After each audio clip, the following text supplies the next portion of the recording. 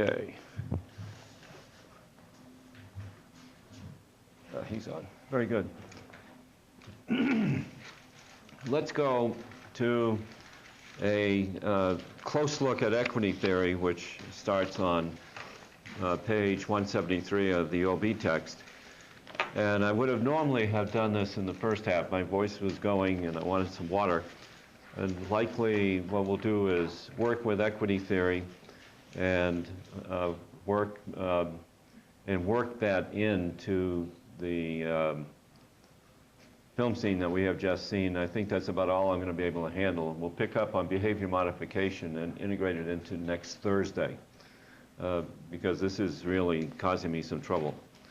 And we'll have enough time. And next Thursday we do Module 10, which deals with job design. I'm not discussing the E exercise in here. Remember, on many occasions I would bring it in and have you do it here.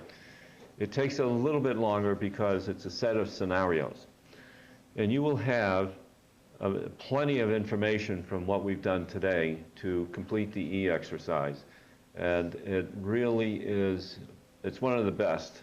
And I created it from real experiences. The names are disguised, although some of the names bear resemblances to real people that I know, including former students who have suggested some of the content that I've put into the exercise. So, as I always do with those exercises, is try to bring to life what's otherwise abstract.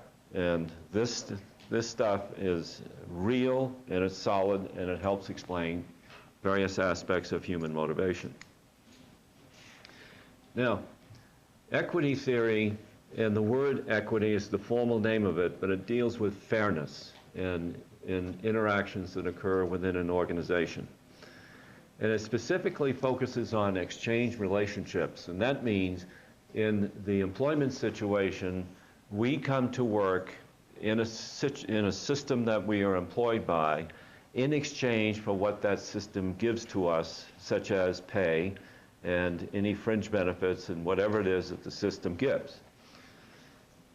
And this is, it goes back quite a few years into I didn't look at the citations recently, but I'm going to say the 1960s is where a lot of this work came from, and a good deal of it was that work was done with some solidly designed experimental laboratory experiments.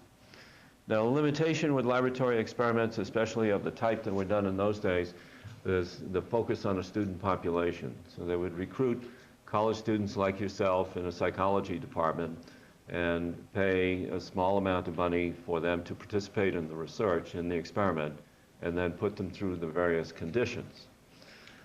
And what we have here is the extent to which a person perceives himself or herself as unfairly or fairly treated.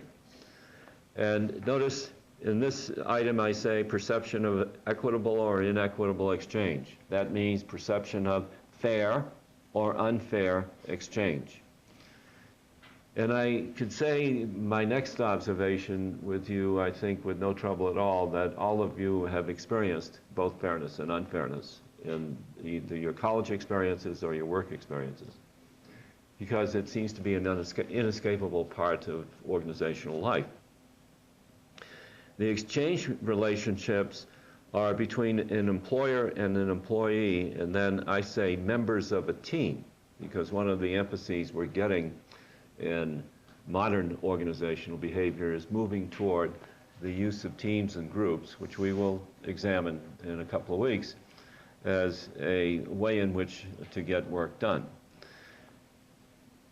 The whole theory takes a look at the balance of ratios of inputs to outcomes in the exchange relationship.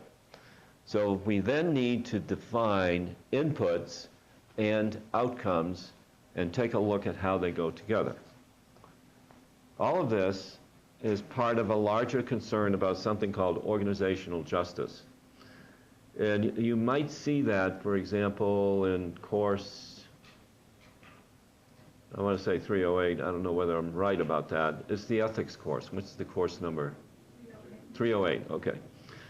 Because there are questions in the whole discussion of ethics about whether there is a fair distribution of the results of activities and so on. So that's where that comes from.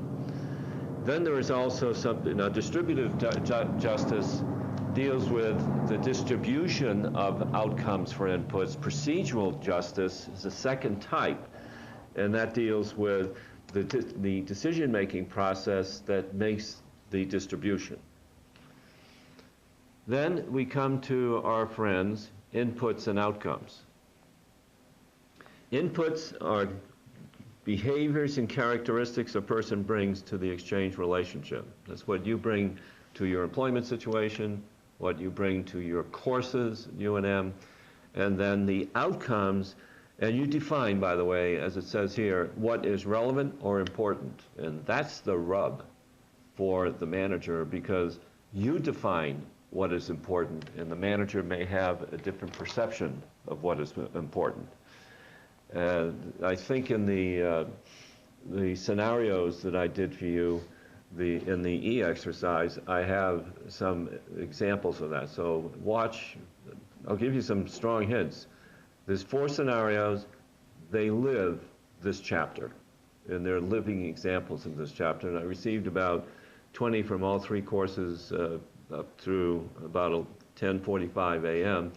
And I went through them quickly, I have to admit, and they are hitting on the issues and the things that people experience. Then, the outcomes are what the person gets from the exchange relationship. So if you're in a